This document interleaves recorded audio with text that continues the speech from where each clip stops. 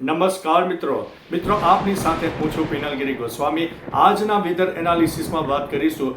આજે તારીખ 6 જુલાઈથી લઈને 15 જુલાઈ સુધી ગુજરાતમાં કેવું રહેશે હવામાન, કઈ સિસ્ટમ કામ કરી રહી છે જે ગુજરાતને વરસાદ આપી રહી છે, આવનારા દિવસોમાં કઈ સિસ્ટમ કામ કરશે જે ગુજરાતને વરસાદ આપવાની છે। મહત્વનું છે કે ગુજરાત ઉપર બેક ટુ બેક સાયક્લોનિક સિસ્ટમની અસર વ્યાપક જોવા મળી રહી છે। અરબી સમુદ્ર અને બંગાળની ખાડીના ભેજવાળા પવનો પણ મળી રહ્યા છે, જેના અનુસંધાને લો ક્લાઉડ ફોર્મેશન વધારે ને વધારે મજબૂત થતું જણાય છે, જેના લીધે થઈને ગુજરાતમાં એક સાર્વત્રિક વરસાદનો માહોલ છવાઈ ગયો છે। મહત્વનું છે કે ગત 24 કલાકમાં ગુજરાતના 50%થી વધુ જિલ્લાઓમાં વરસાદ નોંધાઈ ગયો છે અને આવનારા દિવસોમાં પણ વ્યાપક અને સાર્વત્રિક વરસાદની શક્યતા રહે છે। બીજી તરફ મિત્રો ગુજરાતમાં આજે તારીખ 6 જુલાઈની વાત કરીએ તો કચ્છને સાર્વત્રિક વરસાદ ગણીને ચાલવો। ઉત્તર ગુજરાતમાં સાબરકાંઠા, અરવલ્લી અને મહેસાણાના કોઈ વિસ્તારમાં ભારેથી ભારે વરસાદ થાય। મહીસાગર, દાહોદ, પંચમહાલ, છોટાઉદેપુર, સુરત, તાપી, ડાંગ, નવસારી, વલસાડ ઉપરાંત દેવભૂમિ, દ્વારકા, જામનગર અને પોરબંદરમાં ખાસ કરીને ભારેથી ભારે વરસાદ થઈ શકે છે અને જે બાકી રહી ગયેલા વિસ્તારો છે એમાં છૂટોછવાયો અને સાર્વત્રિક વરસાદ થશે।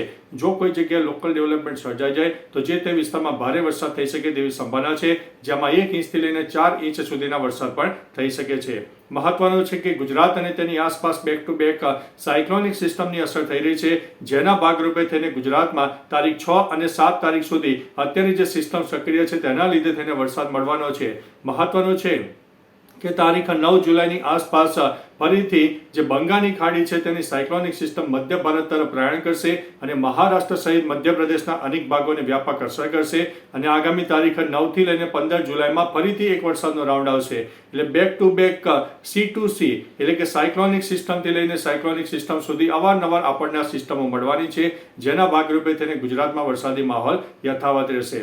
બીજી તરફ મિત્રો આપણે ગત અઠવાડિયાથી જણાવી છે કે 15 જુલાઈ પહેલા ગુજરાતમાં જે સરેરાશ વરસાદનું પ્રમાણ છે 50% અથવા તો તેની વધારે ચાલી જાય તેવી શક્યતા છે।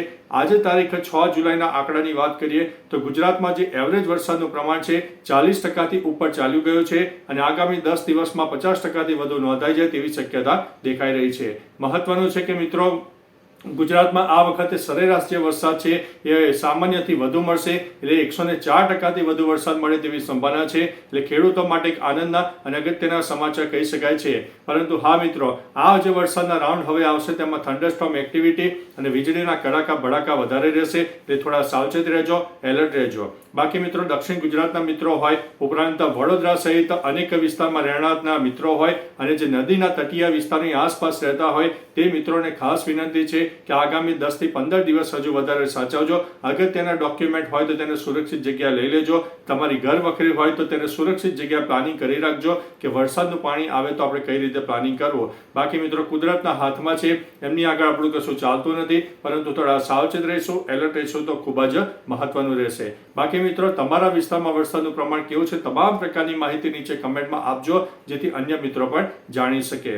બાકી મિત્રો એકંદરે ગુજરાતમાં સારામાં સારો વરસાદ નોંધાશે, કોઈ વિસ્તારોને બાકાત કરતા સારામાં સારો વરસાદ નોંધાય તેવી શક્યતા છે, પરંતુ કોઈ જગ્યાએ વધારે વરસાદના લીધે નુકસાની પણ થાય તેવી શક્યતા છે, પરંતુ થોડું વરસાદનું પ્લસ માઇનસ તો દરેક જગ્યાએ રહેવાનું છે। તો ચાલો મિત્રો ફરીથી દેશ અને દુનિયાના તાજા સમાચાર અને વરસાદની નવી આગાહી લઈને મળતા રહીશું। ત્યાં સુધી અમને રજા આપશો। નમસ્તે।